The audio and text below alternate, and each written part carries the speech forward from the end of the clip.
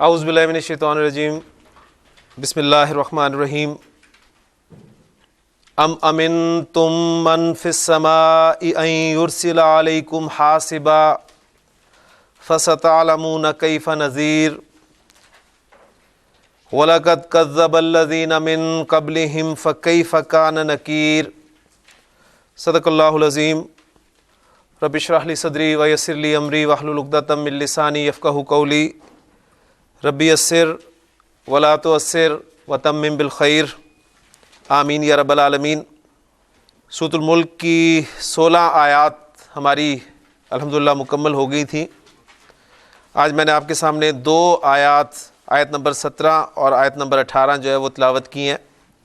آیت نمبر 16 میں جو مضمون تھا اس کو ذرا سامنے رکھ لیں۔ وہاں پر الفاظ تھے کہ اَأَمِنْتُم مَّن فِي السَّمَاءِ أَن يَخْسِفَ بِكُمُ الْأَرْضَ، کیا تم بے خوف ہو گئے ہو اس سے جو آسمان میں ہے۔ کس بات سے بے خوف ہو گئے ہو؟ کہ وہ تمہیں زمین میں دھنسا دے۔ فَإِذَا هِيَ تَمُورُ، پھر وہ اچانک ہلنے لگے، تھرتھرانے لگے۔ اس کے ساتھ ہی دیکھیں ام امنتم من فی السماء ان یرسل علیکم حاصبا، مضمون بالکل ویسا ہی ہے۔ ام جو ہے یہ آپ کا حرف عطف ہے، اور عربی زبان میں استعمال ہونے والے حروف عطف جو ہیں وہ 10 ہیں۔ اس پہ انشاءاللہ تعالیٰ بھی میں آگے بات کرتا ہوں تفصیل سے۔ تو یہاں پر ام جو ہے یہ عاطفہ، امنتم اسی طرح بالکل پچھلی آیت کے حوالے سے آپ کا فعل با فاعل، امن یامنو، امنن، امن میں ہونا، بے خوف ہونا، اور اس کے بعد اس کا مفعول آ رہا ہے من فی السماء، کیا تم بے خوف ہو گئے ہو اس سے جو آسمان میں ہے۔ من اس میں موصول، اور اس میں موصول کے بعد اس کا صلہ، یہ بالکل حصہ پچھلی آیت جیسا ہی ہے، اس لیے اس میں گرامیٹیکلی کوئی آپ کو مسئلہ نہیں ہونا چاہیے۔ من آپ کا اس میں موصول، فی السماء جار مجرور شبہ جملہ ہو کر اس کا صلہ، اس کو ہم نے مبدل منہ بنا دیا، جس طرح پچھلی مرتبہ پچھلی آیت میں ہم نے اَأَمِنْتُم مَّن فِي السَّمَاءِ، یعنی اس میں موصول اور صلہ کو ہم نے مبدل منہ بنایا تھا، اور اس کے بعد اَن یخسف بکم الارض، اس کو ہم نے اس کا بدل بنایا تھا۔ بالکل اسی طرح یہاں بھی ہم کریں گے کہ موصول اور صلہ کو ہم مبدل منہ بنا دیں گے، اور اَن یرسل علیکم حاصبا، اس حصے کو ہم اس کا بدل بنا دیں گے۔ ان حرف مصدر، مصدریہ، اور اس کے بعد جو فعل آ رہا ہے وہ ہے یرسلا۔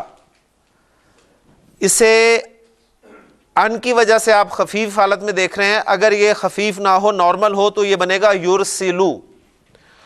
تو یرسلو مضارع کا صیغہ ہے، ارسلا یرسلو ارسالن، بھیجنا، را سین لام اس کا مادہ اور باب فعل سے آیا۔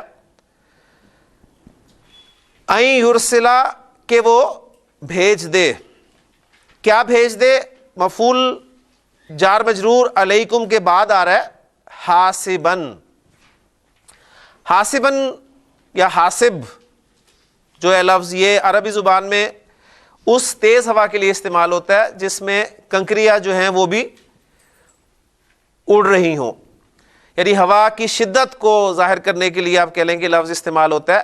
یعنی ہوا آپ کو پتہ ہے کہ نارمل ہوا بھی ہوتی ہے، ایک ذرا تیز ہوا ہوتی ہے، اور کچھ اتنی تیز ہوتی ہے کہ اس میں چھوٹی چھوٹی کنکریاں جو ہیں وہ بھی اڑ رہی ہوتی ہیں۔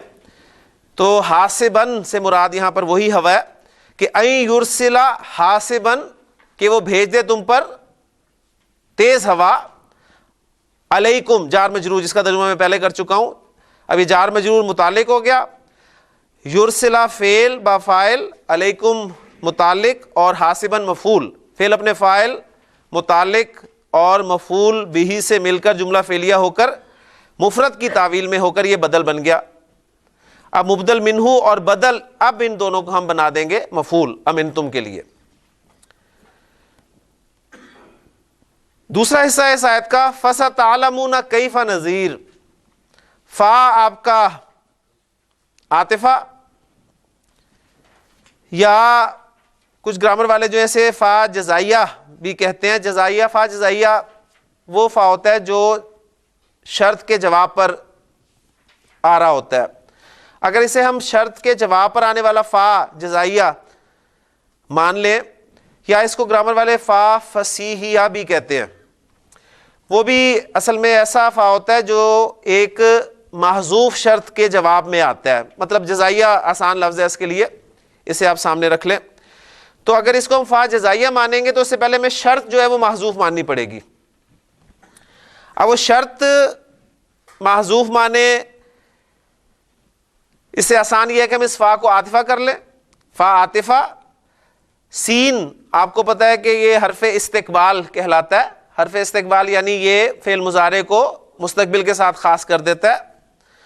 اور اس کے بعد نارمل آپ کا مضارع جو ہے تعلمون، علم یعلم جاننا، اور پھر تعلمون جمع مذکر حاضر کا سیغہ، فعل اور فاعل، یعنی سیغہ نمبر 1 اور 4 کے علاوہ سیغہ ہے تو فاعل آپ نے فوری طور پہ ساتھ بول دینا ہے.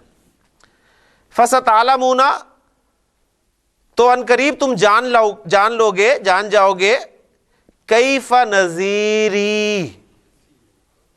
میں نے اس کو لمبا کر کے پڑھا ہے اس لیے کہ یہ نذیر کے نیچے جو زیر آ رہی ہے یہ آپ کو کچھ بتا رہی ہے.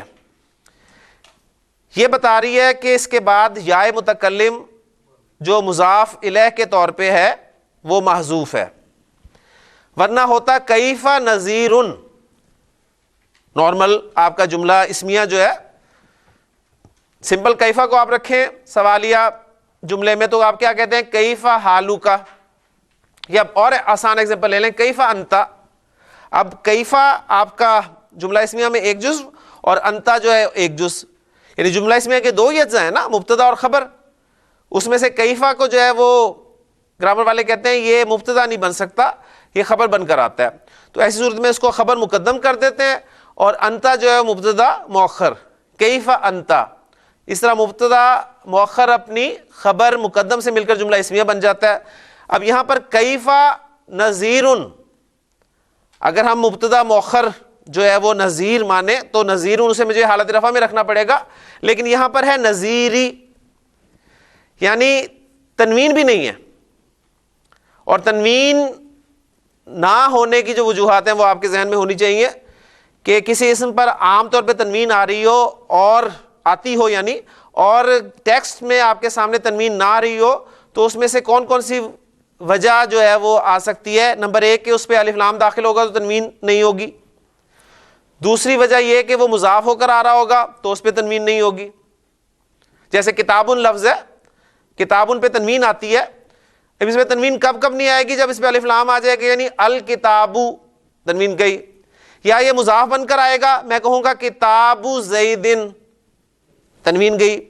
یا پھر کسی اسم سے پہلے یا حرف ندا آ جائے اور وہ مفرد لفظ ہو تو بھی اس پر تنوین نہیں آتی. جیسے میں کتاب سے ہی خطاب کروں اور اسے کہوں کہ اے کتاب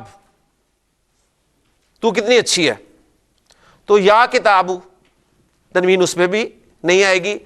اور پھر ایک صورت یہ ہوتی ہے کوئی اسم غیر منصرف ہوتا ہے تو اس پہ بھی تنوین نہیں آتی، ٹھیک ہے.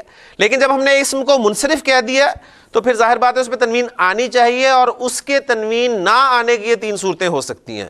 تو اب اس میں دیکھیں الف لام بھی نہیں ہے، نہ اس سے پہلے یا حرف کوئی ندا ہے، تو اس کا مطلب ہے کہ یہ مضاف بن کر آ رہا ہے اور اس کا مضاف الیہ جو ہے وہ محذوف ہے، اور محذوف مضاف الیہ اکثر آپ کو پتہ ہے یا متکلم ہوتا ہے. تو یہاں پر تھا نذیری، میرا انذار، میرا خبردار کرنا. فَسَتَعْلَمُونَ تو انقریب تم جان لو گے، کیف نذیری کہ میرا خبردار کرنا کیسا تھا. نذیری جو ہے یہ آپ کا مبتدا مؤخر ہو گیا، اور کیفا خبر مقدم، مبتدا مؤخر اپنی خبر مقدم سے مل کر جملہ اسمیہ ہو کر. اب یہاں پر آپ کے پاس صاحب جو ٹیکسٹ لکھا ہوا ہے، جو میں نے آپ کو دیا ٹیکسٹ میں لکھا ہوا ہے قائم مقام 2 مفعولوں کے. تو قائم مقام 2 مفعولوں کے، اس کا کیا مطلب ہے؟ اصل میں یہ علم یعلم جو ہے یہ 2 مفعول چاہتا ہے، اور اس کے بعد صرف ایک جملہ آ رہا ہے جو کہ کیفا نذیر ہے. جملہ اسمیہ آ رہا ہے اور جملہ جو ہے وہ دو مفعولوں کے قائم مقام ہوتا ہے. اس لیے یہ ٹیکسٹ جو لکھا ہوا آپ کو اکثر جگہ پر جب آپ انشاءاللہ تعالیٰ آگے بڑی کتابیں پڑھیں گے, عربی کی آپ کو گرامر والی کوئی کتابیں پڑھنے کا موقع ملا تو اس میں آپ کو یہ لفظ لکھا ہوا ملے گا کہ یہ جملہ جو ہے قائم مقام دو مفعولوں کے ہے, تو وہاں پر آپ کو یہ بات انشاءاللہ سمجھ میں آ جائے گی. اب فَسَتَعْلَمُونَ کَیْفَ نَذِیر, فعل اپنے فاعل اور دو مفعولوں کے مل کر یہ ہو گیا. اس کو آپ فا ہم نے عاطفہ مانا ہے, پچھلے جملے پہ عطف کر لیں یا پھر ہم اس کو الگ سے کر لیں, یا پھر جو میں نے بات کی ہے کہ اسے ہم کسی شرط محذوف کا جواب قرار دے دیں. تو شرط جو گرامر والے محذوف مانتے ہیں وہ کہتے ہیں کہ ان جاءکم العذاب, ان اگر جاءکم العذاب, عذاب تمہارے پاس آئے گا, فَسَتَعْلَمُونَ كَيْفَ انذاری, تو پھر تمہیں پتہ لگ جائے گا کہ کیسا میرا خبردار کرنا تھا. تو بہرحال یہ محذوف والی باتیں جو ہیں ذہن میں رکھیے گا کہ ایسا مطلب نہیں ہوتا ہے اس کا کہ یہاں پر چیزیں جو ہیں وہ چھوڑ دی گئی ہیں. یہ اصل میں وہ جو پورے جملے کا فارمیٹ مکمل کرنے کے لیے ہمیں ضرورت ہوتی ہے, وہ اس حوالے سے ہم اس کو محذوف مانتے ہیں. آیت نمبر 17 ہماری اس حوالے سے مکمل ہوگی. آیت نمبر 18 جو ہے وہ شروع ہو رہی ہے وَلَقَدْ كَذَّبَ الَّذِينَ مِن قَبْلِهِمْ فَكَيْفَ كَانَ نَكِيرٌ. وقف کریں گے تو ظاہر ہے آپ نذیر بولیں گے اور اسی طرح نکیر بولیں گے, اور چونکہ ہم سمجھ رہے ہیں تو اس لیے میں نے اس لفظ کو پورا آپ کے سامنے نذیری بولا ہے. اور یہاں بھی میں اگر کہوں کہ فَكَيْفَ كَانَ نَكِيرِ تو انشاءاللہ بات واضح ہو جائے گی. وَلَقَدْ واو آپ کا استنافیہ ایک نیا جملہ بنا لے, اور لقد میں نے آپ کو بتایا تھا کہ گرامر والے کہتے ہیں اس سے پہلے ایک قسم جو ہے وہ محذوف ہے, اس کے جواب میں ماضی اگر سیغہ آ رہا ہو, جملہ فعلیہ ماضی میں آ رہا ہو تو لقد اس کے ساتھ ضرور ملتا ہے. تو یہ لقد جو ہے وہ اس میں لام آپ کا لام تاکید, قد حرف تحقیق یعنی ڈبل تاکید ہو گئی, اور کذبہ کاف زال با مادہ, کذبہ یکذب تکذیباً جھٹلانا, کذبہ اس نے جھٹلایا, اس نے تکذیب کی. سیکھا نمبر 1, تو اس کا فاعل آگے آ سکتا ہے, لازمی نہیں ہے, آ سکتا ہے. اس لیے اس میں جب بھی سیکھا نمبر 1 یا 4 ہوگا تو ہمیں ذرا تھوڑی سی احتیاط کرنی ہوگی, دیکھنا ہوگا کہ اس کا فاعل آگے اسم ظاہر کے طور پہ آ تو نہیں رہا.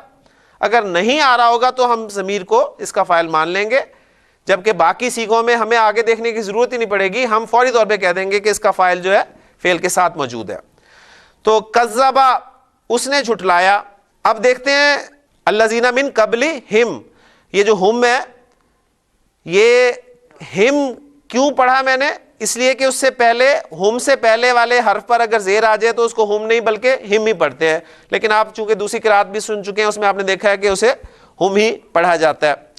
تو الذین اس میں موصول, اور اس میں موصول آ گیا تو آگے صلہ وہ ہے من قبلہم, من جارا قبلہم مضاف مضاف الیہ مل کر مجرور, اور جار مجرور شبہ جملہ ہو کر صلہ بن گیا. ٹھیک ہے, موصول اور صلہ مل کر اس کو اب ہم فاعل بنا دیتے ہیں کذبہ کا, کیونکہ الذین موصول, اس میں موصول جو ہے وہ مبنی اسم ہے, اور مبنی اسم میں آپ کو پتہ ہے کہ پتہ نہیں چلتا اس کا یعنی اعراب جو ہے محلن ہوتا ہے, محل کے اعتبار سے وہ یا تو رفع میں ہوگا یا نصب میں ہوگا یا جر میں ہوگا. تو یہاں پر ہم کہیں گے کذبہ اس نے جھٹلایا, کس نے جھٹلایا, الذین من قبلہم, ان لوگوں نے جو ان سے پہلے تھے, یعنی ان سے پہلوں نے جھٹلایا. تو اب ان سے پہلے جو ہیں وہ اس کذبہ کا فاعل بن گیا, تو ہم نے اسے فاعل بنا لیا. اگر ہم اسے مفعول کریں تو جملے کا مفہوم دیکھیں, یعنی معنی تو بن جائیں گے لیکن یہاں پر معنی کوئی فٹ نہیں بیٹھیں گے. یعنی کذبہ اس نے جھٹلایا, کس کو جھٹلایا, الذین من قبلہم کو, وہ جو ان سے پہلے تھے. تو ایسا مفہوم یہاں پر نہیں ہے, بلکہ یہاں پر الذین من قبلہم جو ہے وہ کذبہ کا فاعل ہے. تو وَلَقَدْ كَذَّبَ الَّذِينَ مِن قَبْلِهِمْ, اور یقیناً ان سے پہلوں نے بھی جھٹلایا, ان سے پہلوں نے بھی تکذیب کی. فا عاطفہ کیف کان نکیری, کیفا بالکل آپ کا اس میں استفہام, اور جملہ اسمیہ اگر بن رہا ہو تو خبر بن کر آتا ہے، میں نے آپ کو ابھی بتایا. تو اس کے نیچے آپ کیفا کے نیچے دیکھ رہے ہیں لکھا ہوا ہے خبر مقدم کانا کی، اس لیے کہ آگے کانا آ رہا ہے. پچھلے جملے میں کانا نہیں تھا، سمپل تھا کیفا نذیری. یہاں پر آ رہا ہے کیفا کانا نکیری. تو کانا جو ہے آپ کو پتا ہے فعل ناقص ہے، اور کانا فعل ناقص جو ہے اس کا بھی ایک اسم ہوتا ہے اور ایک خبر ہوتی ہے. تو کانا کا اسم جو ہے وہ ہے نکیری. ٹھیک ہے، نکیری. نکیری مطلب میرا انکار، انکاری. کانا نکیری میرا انکار تھا، کیفا کیسا. تو اب کیفا خبر مقدم کانا کی، اور نکیری جو ہے وہ مضاف اور مضاف الیہ مل کر کانا کا اسم. اب فعل ناقص اپنے اسم اور خبر مقدم سے مل کر جملہ فعلیہ ہو گیا. تو ترجمہ کیا کریں گے؟ اور یقیناً ان سے پہلوں نے بھی جھٹلایا. فکیف کان نکیر، تو کیسا تھا میرا انکار کرنا، یعنی ان کے ساتھ جو پھر سلوک ہوا وہ پتہ چل گیا کہ میرا انکار کرنا کیسا رہا. اولم یروا الی الطیر فوقہم صافات ویقبضن ما یمسکہن الا الرحمن انہ بکل شیء بصیر. میں نے اس آیت کو آپ کے سامنے پڑھا ہی 3 حصوں میں ہے. پہلا حصہ ہے اولم یروا الی الطیر فوقہم صافات ویقبضن. آپ کا استفہامیہ حمزہ استفہام، واو عاطفہ. یہ واو عاطفہ جو ہے آپ کو پتہ ہے یہ اگر حمزہ کے ساتھ استعمال ہو تو حمزہ کے بعد آئے گا، اور اگر یہ حل کے ساتھ استعمال ہو تو حل سے پہلے آتا ہے. واو فا حرف عطف جو ہے اگر حمزہ کے ساتھ استعمال ہوگا تو حمزہ کے بعد آئیں گے، اور اگر حل کے ساتھ استعمال ہوں گے تو حل سے پہلے آئیں گے. دیکھیں فا کی ایگزامپل دیتا ہوں تو بات بالکل کلیئر ہو جائے گی. افلا ینظرون الی الابل، افلا ینظرون، یعنی یہ نہیں کہا فالا ینظرون، فا کو حمزہ کے بعد لگایا ہے افلا ینظرون. اور اگر حل کے ساتھ استعمال ہو تو وَلَقَدْ يَسَّرْنَا الْقُرْآنَ لِلذِّكْرِ فَهَلْ مِن مُدَّكِرٍ. تو حل سے پہلے لگتا ہے حرف عطف اور حمزہ استفہامیہ کے بعد لگتا ہے. تو یہ واو آپ کا عاطفہ ہے اور حمزہ استفہامیہ جو پہلے آیا ہے، لم اس کے بعد ہے، اور لم آپ کو پتہ ہے کہ مضارع کو اخف کرنے کے لیے استعمال ہوتا ہے اور نفی کے لیے استعمال ہوتا ہے، زوردار نفی کے لیے استعمال ہوتا ہے. ماں بھی نفی کے لیے استعمال ہوتا ہے ماضی کی، لیکن آپ کو پتہ ہے کہ زوردار نفی کے لیے پھر ہم لم کو استعمال کرتے ہیں مضارع کے ساتھ. آگے آ رہا ہے یرو، رآ یرا، اس پہ ہم کافی بات کر چکے ہیں. دیکھنا، اس سے پھر جمع مذکر غائب کا صیغہ بنتا ہے یرونا. یرونا، وہ دیکھتے ہیں یا وہ دیکھیں گے. اور لم کی وجہ سے یہ جب اخف ہوا تو یرو رہ گیا، نون ڈراپ ہو گیا. اولم یرو، تو کیا وہ دیکھتے نہیں؟ کیا انہوں نے غور نہیں کیا؟ یہاں پر دیکھنے سے مراد کیا ہے؟ غور کرنا. اولم یرو، کیا وہ غور نہیں کرتے؟ کیا وہ دیکھتے نہیں ہیں؟ کس کو نہیں دیکھتے؟ اگر اسے نظرہ کے معنی میں لیں تو نظرہ آپ کو پتہ ہے الہ کی پریپوزیشن کے ساتھ استعمال ہوتا ہے. الت طیری، پرندوں کو. الطیر، یہ آپ کا طائر پرندہ، اس کی جمع کے لیے استعمال ہوتا ہے، اور اس کی جمع پھر آپ کو پتہ ہے طیور بھی آتی ہے. بہرحال الت طیری جار مجرور یہ پھر متعلق ہو جائے گا یرو فعل کے، اور یرو جو ہے وہ آپ کا فعل صیغہ نمبر 1 اور 4 کے علاوہ ہے، تو فاعل ساتھ ہی مان لیں گے. فعل اپنے فاعل اور متعلق فعل سے مل کر. آگے دیکھیں فوقہم، فوقہ آپ کا ظرف ہے اور مضاف بن کر استعمال ہوتا ہے. آگے ہم جو ہے ضمیر وہ مضاف الیہ، مضاف مضاف الیہ مل کر یہ لکھا ہوا ہے ظرف متعلق صافات کے. یہ آپ کا جار مجرور اور ظرف جو ہیں یہ کسی نہ کسی چیز کے متعلق ہوتے ہیں، میں آپ کو پہلے بھی بتا چکا ہوں، اور یہ 8 چیزوں میں سے کسی نہ کسی ایک چیز کے متعلق ہوں گے، اور وہ 8 چیزیں آپ کے ذہن میں ہر وقت ہونی چاہیے. تو اس لیے ہم اس کو متعلق کر رہے ہیں صافاتن، کے, تو اس لیے ابھی ہم اولم یرو الی الطیر یہاں تک ہی محدود رہتے ہیں. کیا وہ پرندوں کو نہیں دیکھتے؟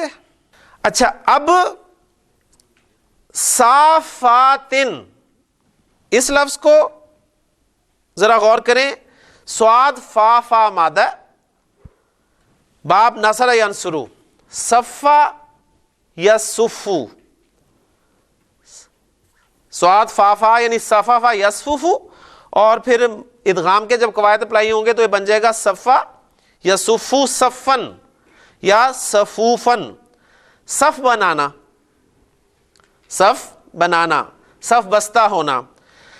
اس سے پھر آپ کا اسم الفاعل کیا بنے گا؟ صف بنانے والا. صافن فاعلن کے وزن پہ کیا بنے گا؟ صاففن.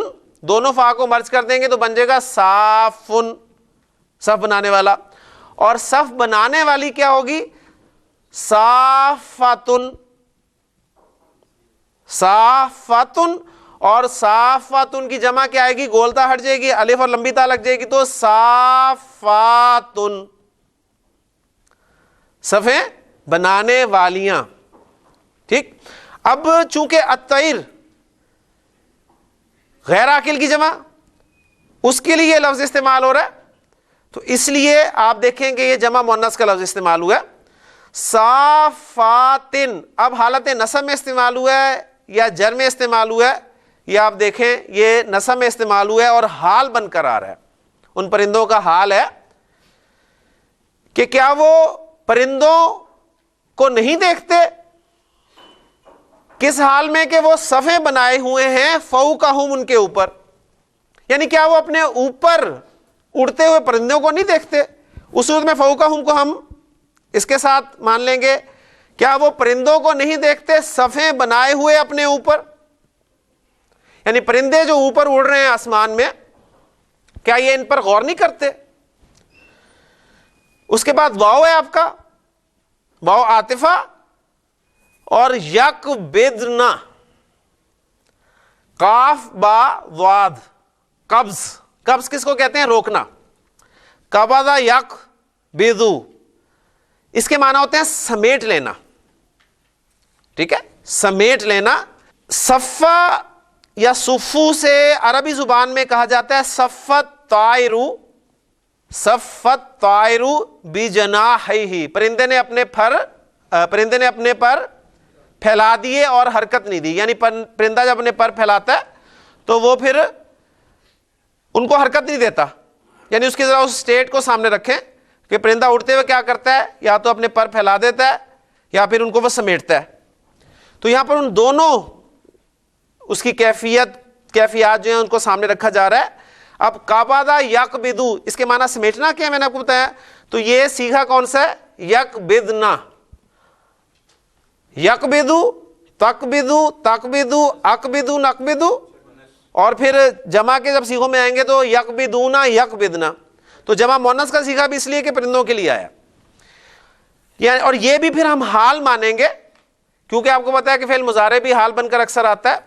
یقبضنا بھی آپ کا حال, صافاتن بھی آپ کا حال. تو اب ہم اس کو اس طرح جوڑیں گے کہ یرو جو ہے وہ آپ کا لم یرو فعل اور فاعل, الی الطیر متعلق فعل ہو گیا اور فوقہم یہ ظرف ہم نے اسے قرار دیا ہے اور اس کو ہم نے صافاتن کے متعلق کیا ہے.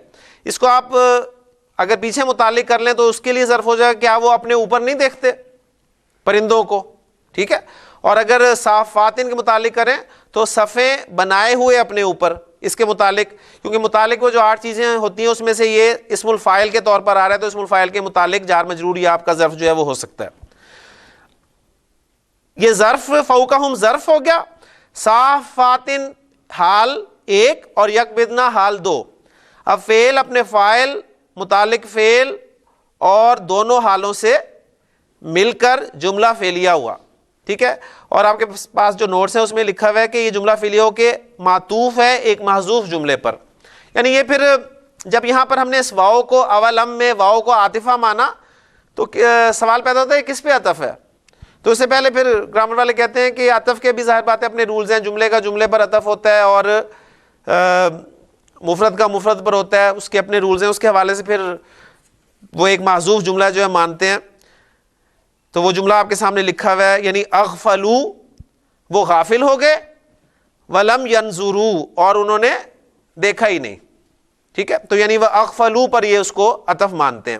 لیکن بہرحال یہ ذرا تھوڑی پیچیدہ باتیں ہو جائیں گی. سمپلی ہم اس کو اگر اسی طرح کرتے رہیں تو پہلا سٹیپ ہمارا یہی ہوگا کہ ہم آسان چیزیں کرتے رہیں، پھر انشاءاللہ تعالیٰ یہ پیچھے سے جوڑنا اور کسی محذوف جملے پر جوڑنا، یہ چیزیں آپ کے سامنے انشاءاللہ تعالیٰ آتی رہیں گی. آیت نمبر 19 ہے ما یمسکہن الا الرحمن انہ بکل شیء بصیر. بلکہ یہ اسی کے ساتھ ہے، اسی آیت نمبر 19 کا ہی آپ کہہ لیں کہ حصہ ہے. اور جو آیت نمبر 19 کے ہم نے 3 حصے کیے تھے، اس میں سے ایک حصہ ہمارا مکمل ہو گیا. دوسرا حصہ ہے ما یمسکہن الا الرحمن. اس میں سے ما اور الا کو نکال دیں تو آپ کے سامنے ایک سمپل سا جملہ آ جائے گا. نکال دیں کیوں؟ اس لیے کہ ما اور الا جو ہے، ان اور الا، یہ حصر کے لیے آتے ہیں، زور دینے کے لیے استعمال ہوتے ہیں. عربی زبان میں جو حصر کے مختلف اسلوب ہیں، اس میں سے ایک اسلوب یہ ہے کہ ما پلس الا، ان پلس الا، یعنی انما کے معنی میں آتا ہے. تو اس لیے ہم نکال کر ذرا اس کو بات کریں تو یمسکہن الرحمن، اسے سمجھ لیں.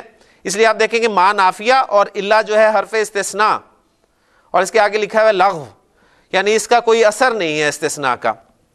کیونکہ آپ کو پتہ ہے وہ استثناء والا جو الا ہوتا ہے اس کے بعد جو ہے وہ مستثنیٰ منصوب ہوتا ہے، حالت نصب میں ہوتا ہے نا. یہاں آپ دیکھ رہے ہیں کہ وہ منصوب نہیں ہے، الرحمن حالت رفع میں آ رہا ہے. تو یہ پورا ایک الگ سے ڈیٹیلڈ ٹاپک ہے، انشاءاللہ وقت ملا تو یہ بھی آپ کے سامنے میں رکھ دوں گا. کہ بہرحال آپ اس وقت اتنی سی بات سمجھ لیں کہ ما پلس الا، ان پلس الا، یہ دو موٹے موٹے کمبینیشنز ہیں، یہ جملے میں زور پیدا کرنے کے لیے آتے ہیں. ان کو نکال دیں اور باقی جملہ آپ کے سامنے آ جائے گا. یمسکہن الرحمن، یمسکو، امسکا یمسکو، امساکن، روکنا، تھامنا، باب فعل سے آیا، میم سین کاف مادہ، امسکا یمسکو، امساک، روکنا. یمسکو، وہ روکتا ہے، ہننا، ان کو. ہننا کی ضمیر کس طرف جا رہی ہے؟ پرندوں کی طرف. اب دیکھیں غیر عاقل کی جمع، اس کے لیے ہم نے پڑھا ہے کہ اس کے لیے ہم ضمیر جو ہے وہ واحد مؤنث عام طور پہ لاتے ہیں، لیکن اس کے لیے جمع مؤنث کی ضمیر بھی آ سکتی ہے. وہ جو آ سکتی ہے وہ یہاں پر آپ کے سامنے آ گئی ہے. ٹھیک ہو گیا نا؟ یمسکہن، وہ روکتا ہے انہیں، اور اس وہ کو آگے ظاہر کر دیا الرحمن، یعنی الرحمن انہیں تھامے ہوئے ہے. ما یمسکہن الا الرحمن، نہیں روکے ہوئے، نہیں تھامے ہوئے انہیں مگر الرحمن. یعنی زور پیدا ہو گیا کہ انہیں تو الرحمن ہی تھامے ہوئے ہے. یعنی جو پرندے اڑ رہے ہیں آپ دیکھیں کہ وہ پر پھیلاتے ہیں، سمیٹ لیتے ہیں، اور جب وہ ان کی جو سٹیج وہ ہے کہ جس میں وہ پر کو پھیلائے ہوئے ہوتے ہیں تو ہونا تو یہ چاہیے وہ سیدھے گر جائیں. یعنی وہ اس طرح سے کریں گے تو اڑیں گے نا. اب اس سے وہ ایک اڑان بن رہی ہے. انسان جب تیرتا ہے پانی میں تو ہاتھ مارتا ہے تو تیرتا ہے نا، اگر وہ ہاتھ مارنے چھوڑ دے تو کیا ہوگا؟ ڈوب جائے گا. تو پرندوں کے ساتھ بھی یہی ہونا چاہیے کہ جب وہ پروں کو پھیلاتے ہیں، ایسے ایسے کرتے ہیں تو وہ اڑے، جب وہ ایسے چھوڑ دیں تو انہیں گر جانا چاہیے. لیکن ما یمسکہن الا الرحمن، انہیں تو الرحمن ہی تھامے ہوئے ہے. یعنی وہ جو آسمان میں ٹکے ہوئے ہیں وہ الرحمن، اس کی قدرت کے حوالے سے بات ہو رہی ہے. اور پھر آگے انہ بکل شیء بصیر. انہ آپ کا حرف از حروف مشبہ بالفعل، اور انہ جب بھی آئے گا اس کا ایک اسم ہوگا. اٹیچڈ ہا ضمیر جو ہے آپ دیکھ رہے ہیں، اٹیچڈ ہو ضمیر، ٹھیک ہے، یہ جا رہی ہے اس کی طرف، الرحمن کی طرف، یہ اس کا اسم ہو گیا. اور خبر آ رہی ہے بصیرن، جو کہ حالت رفع میں ہوتی ہے. اور بکل شیء جو ہے یہ آپ کا جار مجرور مل کے متعلق خبر ہو جائے گا، اور بصیر چونکہ صفت مشبہ ہے اس لیے ہم اس کے متعلق سے کر سکتے ہیں. بکل شیء کو دیکھ لیں، باب کا حرف جر، کلی مضاف اور شیء مضاف الیہ. مضاف اپنے مضاف الیہ سے مل کر مجرور، جار مجرور مل کر متعلق ہو گئے خبر کے. انہ اپنے اسم اور خبر سے مل کر جملہ اسمیہ خبریہ ہو گیا. تو الحمدللہ ہماری 19 آیات جو ہیں وہ یہاں پر مکمل ہو گئی ہیں. اصل میں ہے کہ ان کی گرامیٹیکل انالیسس کے ساتھ ساتھ جو ایک میسج ہے جو آپ ساتھ ساتھ اس کے لیں گے وہ اصل میں ریکوائرڈ ہے. ساری توجہ فعل فاعل مفعول کی طرف ہی نہیں رہنی چاہیے. یعنی ظاہر بات ہے اس کو ڈائریکٹلی انڈرسٹینڈ کرنے کے لیے تو ان چیزوں کو سمجھنا ضروری ہے. جب یہ انشاءاللہ تعالیٰ آپ کو سمجھ میں آ جائیں گی تو پھر وہ میسج جو ہے وہ انشاءاللہ ڈائریکٹ آپ کے سامنے آ جائے گا. بالکل اسی طرح جس طرح آپ کوئی بھی انگریزی میں کوئی بھی آرٹیکل پڑھ رہے ہوتے ہیں تو اس وقت پھر آپ کو چونکہ انگریزی آ گئی ہوتی ہے تو اس وقت آپ نہیں کر رہے ہوتے جی یہ سبجیکٹ ہے، یہ آبجیکٹ ہے، یہ پریپوزیشن ہے. آپ بس پڑھ رہے ہوتے ہیں اور اس کا میسج جو ہے وہ لے رہے ہوتے ہیں، حاصل کر رہے ہوتے ہیں. تو انشاءاللہ تعالیٰ قرآن مجید کے حوالے سے بھی وہ وقت بہت ہے. یہ ابتدائی سٹیج ہے کہ ہم ابھی ایک ایک لفظ کو دیکھ رہے ہیں کہ اس میں فاعل کیا ہے، مفعول کیا ہے، حرف جر کیا ہے، پریپوزیشن کیا ہے اور مضاف مضاف الیہ، ساری چیزیں اس لیے پڑھ رہے ہیں. جب انشاءاللہ تعالیٰ ہمیں پتہ چلنے لگ جائے گا تو ہم صرف جملہ پڑھیں گے اور ہماری نظروں کے سامنے جو لفظ آئے گا وہ اندر اس کے بارے میں کہانی چلتی جائے گی کہ یہ مضاف ہے، مضاف الیہ ہے، یہ جار ہے، مجرور ہے، یہ فاعل ہے، مفعول ہے، اور یہ جملہ اسمیہ بن رہا ہے، جملہ فعلیہ بن رہا ہے. اور ٹرانسلیشن بھی خود ہی آپ کے اندر جاتی رہے گی اور اس کا میسج بھی انشاءاللہ تعالیٰ خود ہی آپ کے سامنے آتا رہے گا. اور پھر آپ کو قرآن مجید سننے کا نماز میں یا اس کی تلاوت کرنے کا جو مزہ آئے گا انشاءاللہ تعالیٰ آپ اس کو محسوس کریں گے اور آپ اس خوشی کو یا اس آپ کہہ لیں اس فیلنگ جو احساسات ہیں اس کو آپ اس وقت ابھی نہیں بیان کر سکتے کہ واقعی انسان اس وقت سمجھتا ہے کہ شاید اس سے زیادہ خوش قسمت شخص کوئی نہیں ہے کہ اسے اللہ کا کلام جو ہے وہ ڈائریکٹ سمجھ میں آنے لگ گیا ہے. یہ واقعی بہت بڑی نعمت ہے. کتنے لوگ ہیں جنہیں اللہ کا کلام پڑھنا بھی نہیں آتا، تو یہ تو اس سے کتنی اوپر والی بات ہے. تو اس پہ ہم اللہ کا شکر ادا کریں اور پھر اس کا شکر کا جو تقاضا ہے وہ یہی ہے کہ ہم نے جو پڑھا ہے ہم اسے آگے پڑھائیں اور اسے آگے پہنچائیں. اللہ تعالیٰ مجھے بھی اور آپ کو بھی عمل کرنے کی اور استقامت جو ہے وہ نصیب فرمائے. سبحانک اللہم و بحمدک، اشہد ان لا الہ الا انت، استغفرک و اتوب الیک.